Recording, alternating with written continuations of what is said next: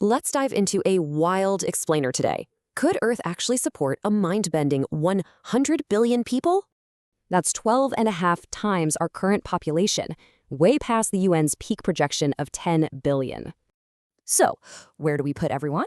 Well, a global density of 671 people per square kilometer basically matches Taiwan.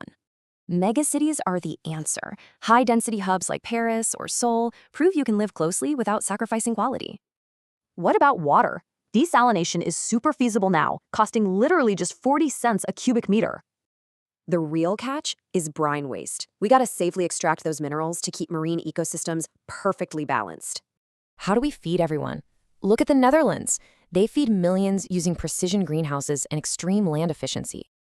Vegetables pack massive calories into tiny footprints. Throw in some lab-grown meat and floating aquaculture, and we're totally set.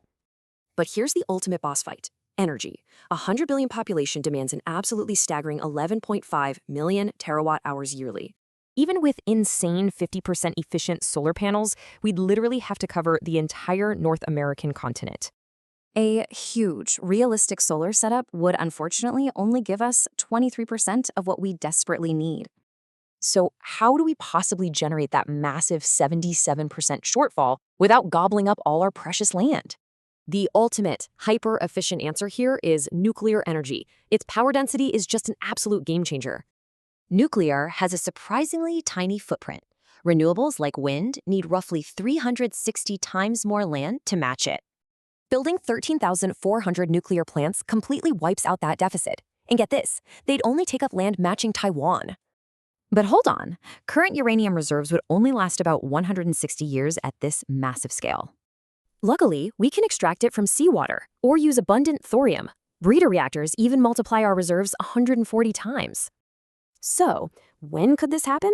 Conservatively, 340 years. But aggressive population growth could rocket us there in just 91.